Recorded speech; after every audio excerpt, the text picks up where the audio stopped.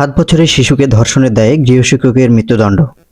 4 বছর আগে রাজধানীর বনশ্রীতে 7 বছরের এক শিশুকে ধর্ষণের অভিযোগে করা মামলায় গৃহশিক্ষক জাহিদুল ইসলামকে মৃত্যুদণ্ড দিয়েছেন ট্রাইব্যুনাল। তিনি ওই শিশুকে আরবি পড়াতেন। আজ বুধবার ঢাকার নারী ও শিশু নির্যাতন দমন ট্রাইব্যুনাল 3 এর বিচারক মোসাম্মদ রোকসানা বেগম হ্যাপির আদালত এ রায় দেন। দণ্ডের পাশাপাশি তাকে 50,000 টাকা অর্থদণ্ড, অনাদায়ে তাকে আরও 6 মাসের বিনাশ্রম কারাভোগ করতে হবে।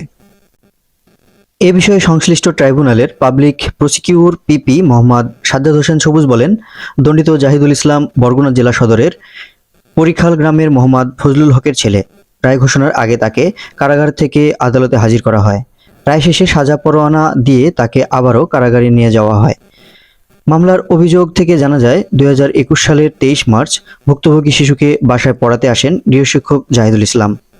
ওই দিন রাত 8:30টার দিকে ভুক্তভোগী শিশুর বাবা মা বাসা সংলগ্ন গ্যারেজে কাজ করছিলেন।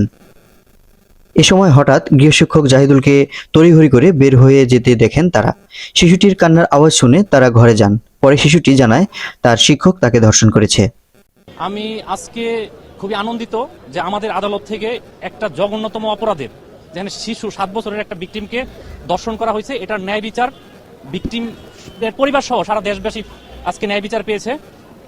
এজন্য আমি এই ঘটনায় ভুক্তভোগী শিশুর বাবা খিলগাঁও থানায় মামলা দায়ের করেন।